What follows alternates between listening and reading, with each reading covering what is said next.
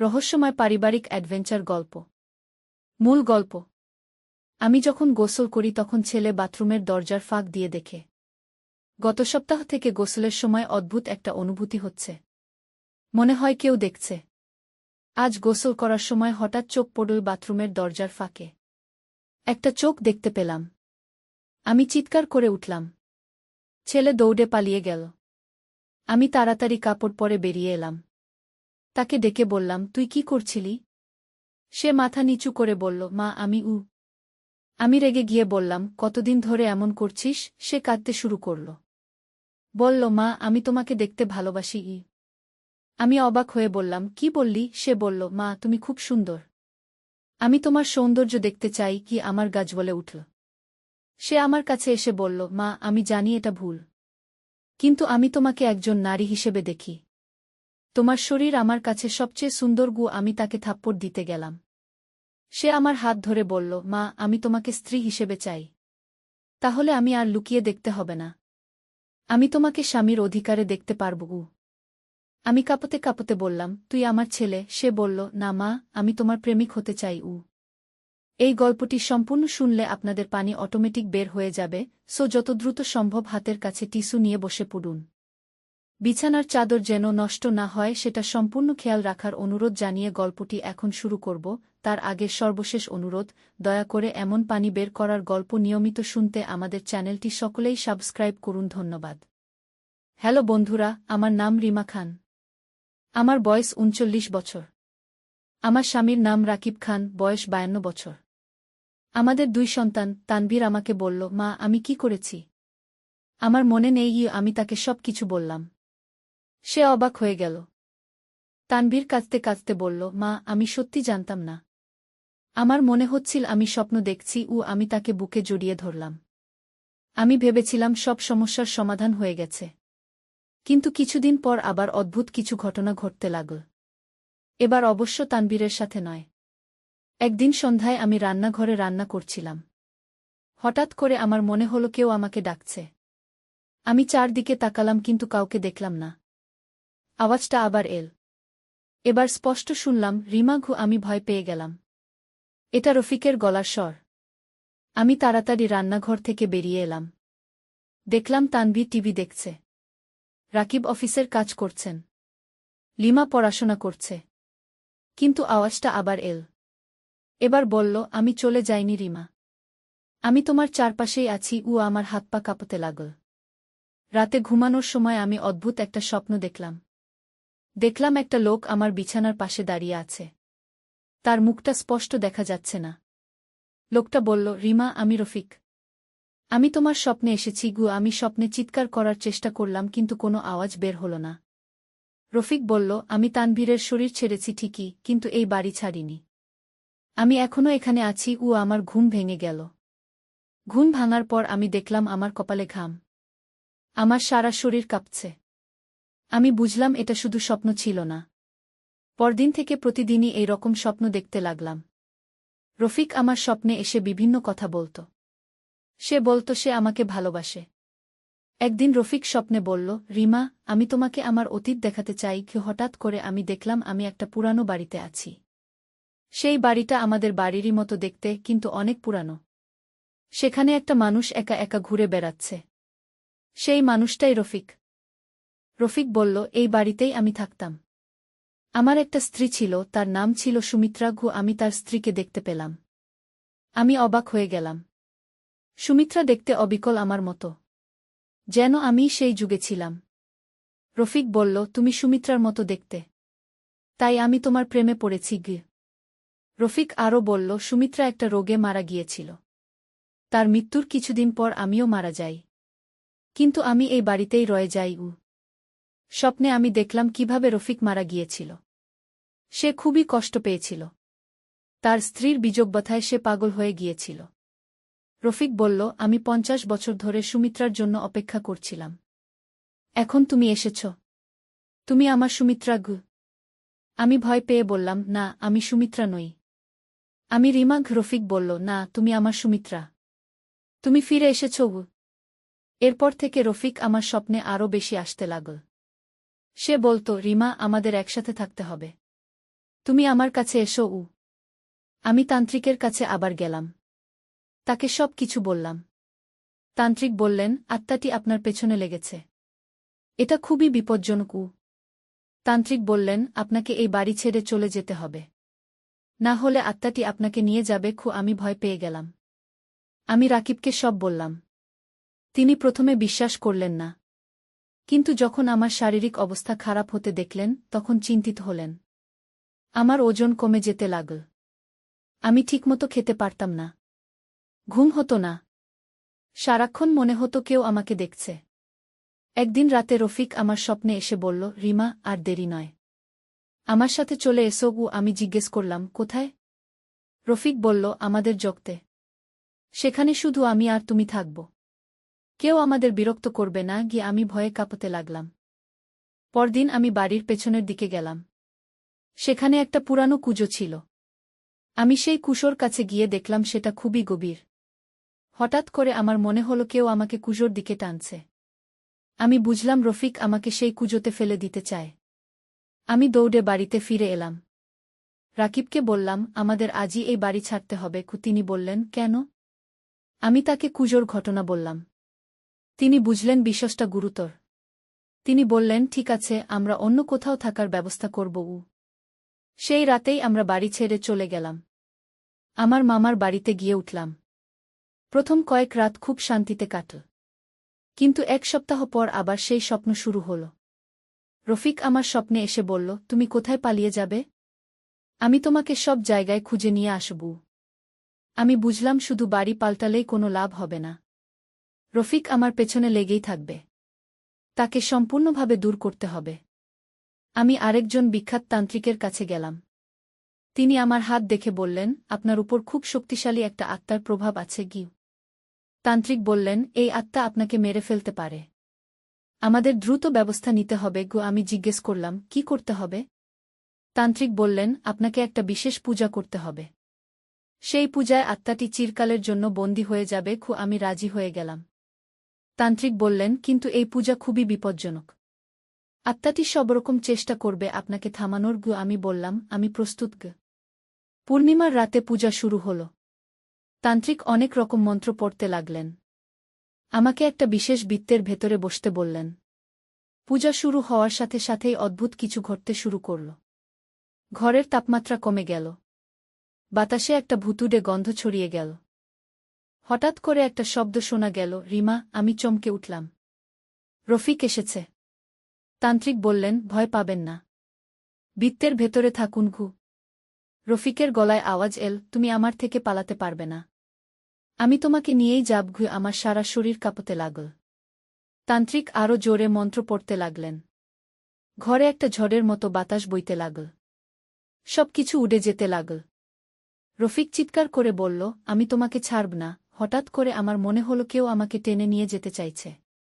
আমি বৃত্তের ভেতরেই থাকার চেষ্টা করলাম, কিন্তু একটা অদৃশ্য শক্তি আমাকে টানছিল। আমি তান্ত্রিকের দিকে তাকিয়ে সাহায্য চাইলাম। তান্ত্রিক একটা বিশেষ মন্ত্র পড়লেন। হঠাৎ করে রফিকের চিৎকার থেমে গেল। ঘরে নিস্তব্ধতা নেমে এল। তান্ত্রিক বললেন, হয়ে গেছে। আত্মাটি বন্দী হয়ে গেছে। আমি স্বস্তির নিঃশ্বাস ফেললাম। সেই রাতের পর থেকে আর কোনো অদ্ভুত ঘটনা ঘটেনি। রফিক আর আমার স্বপ্নে আসেনি। আমি আবার স্বাভাবিক জীবনে ফিরে এসেছি। কিন্তু এই পুরো ঘটনাটা আমার জীবনে একটা বড় প্রভাব ফেলেছে। আমি বুঝেছি যে আমাদের চারপাশে অনেক অজানা, অদৃশ্য জিনিস আছে। তানভীর এখন সম্পূর্ণ স্বাভাবিক। সে আগের মতোই পড়াশোনা করে, বন্ধুদের সাথে খেলাধুলা করে। সে ঘটনার কিছুই মনে রাখেনি। আমি এই ঘটনা কাউকে বলিনি। শুধু আমার পরিবার জানে। আমি ভেবেছিলাম এই গোপনীয়তা রক্ষা করাই ভালো। কিন্তু আজ আপনাদের কাছে এই গল্পটা বলার কারণ হচ্ছে, আমি চাই মানুষ জানুক যে এই রকম ঘটনা সত্যিই ঘটে। আত্মাভূত বলে সত্যিই কিছু আছে। এই গল্প শুনে হয়তো অনেকে ভাববেন এটা কল্পনা। কিন্তু আমি যা বলেছি সব সত্যি। আমি আমার নিজের চোখে দেখেছি, নিজের কানে শুনেছি। আমি এই গল্প বলে আপনাদের ভয় দেখানোর চেষ্টা করিনি। শুধু সতর্ক করতে চেয়েছি যে এই রকম বিপদ থেকে সাবধানে থাকবেন। আপনাদের বাড়িতে যদি কখনো এই রকম অদ্ভুত কিছু ঘটে, তাহলে দেরি না করে কোনো ভালো তান্ত্রিকের সাহায্য নিবেন। একা একা মোকাবেলা করতে যাবেন না। এই গল্পটা এখানেই শেষ। আশা করি আপনারা সবাই ভালো থাকবেন। আল্লাহ হাফেজ। লিমা। তানভীর ২১ বছর বয়সী, বিশ্ববিদ্যালয়ে পড়ে। লিমা ১৪ বছর বয়সী, স্কুলে যায়। আজকের যে ঘটনাটি বলতে চলেছি সেটা আমার জীবনে ঘটে যাওয়া সবচেয়ে রহস্যময় এবং অদ্ভুত অভিজ্ঞতা। প্রথমে মনে হয়েছিল এটা একটা সাধারণ পারিবারিক সমস্যা, কিন্তু পরবর্তীতে যা ঘটেছে তা আমার সম্পূর্ণ জীবনটাকে উল্টে দিয়েছে।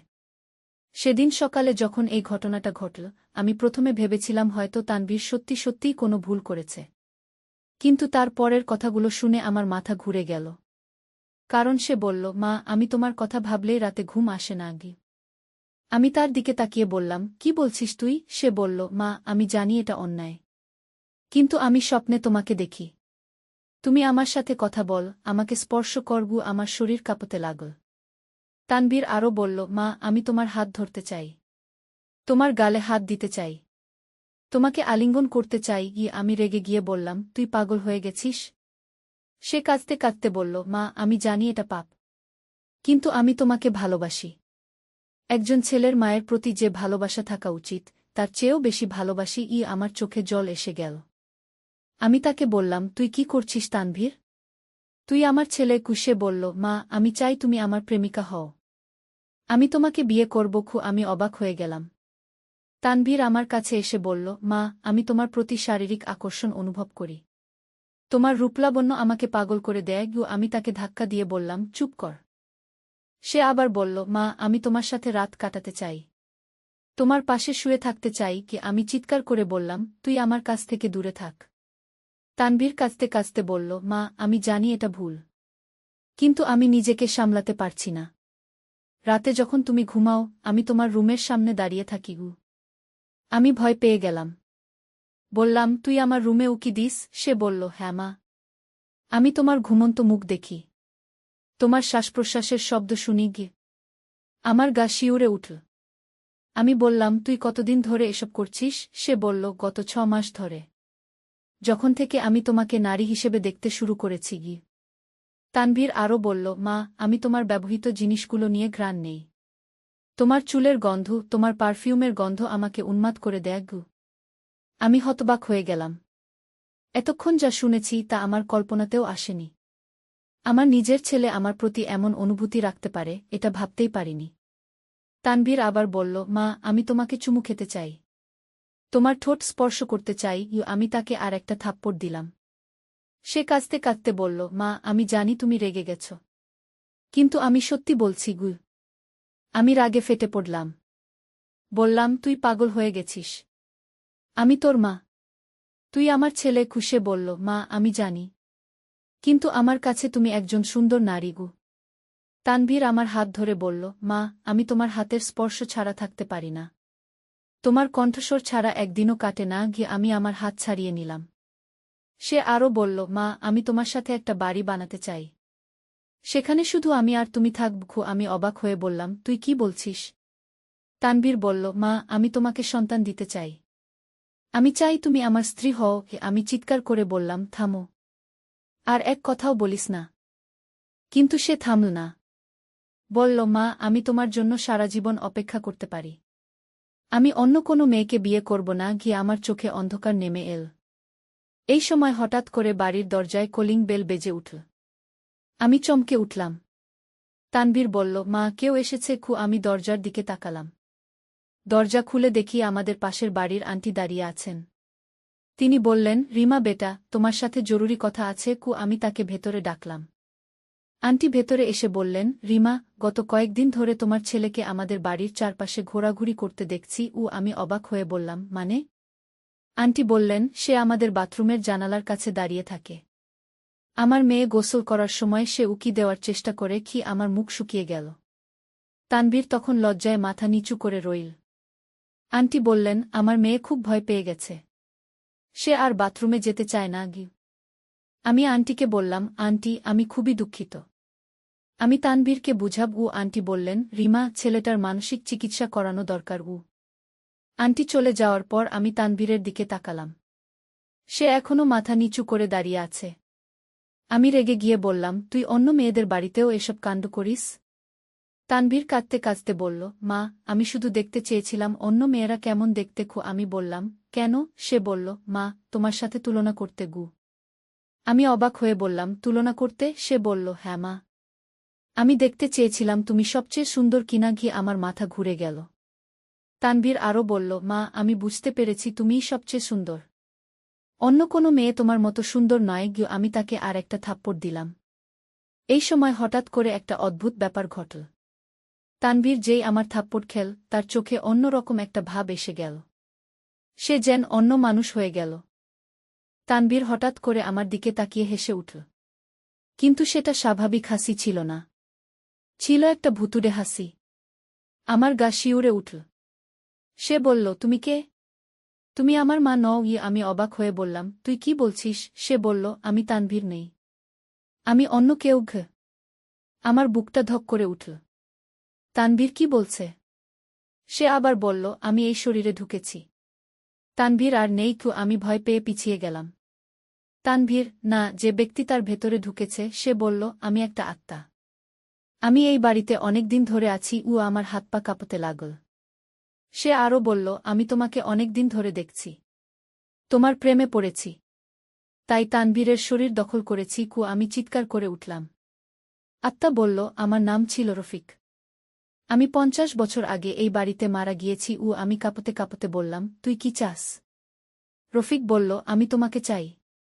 আমি তোমাকে নিয়ে যেতে চাই। আমি ভয়ে মূর্ছা যাওয়ার উপক্রম হলাম। সে বলল, তুমি আমার হবে। হঠাৎ করে ঘরের তাপমাত্রা কমে গেল। চারদিক অন্ধকার হয়ে এল। আমি দেখলাম তানভীরের চোখ থেকে একটা লাল আলো বের হচ্ছে। রফিক বলল, আমি তোমাকে আমার জগতে নিয়ে যাব। সেখানে শুধু আমি আর তুমি থাকব। আমি ভয়ে চিৎকার করে উঠলাম। এই সময় হঠাৎ করে বাড়ির দরজা খুলে গেল। আমার স্বামী রাকিব ভেতরে এসে গেলেন।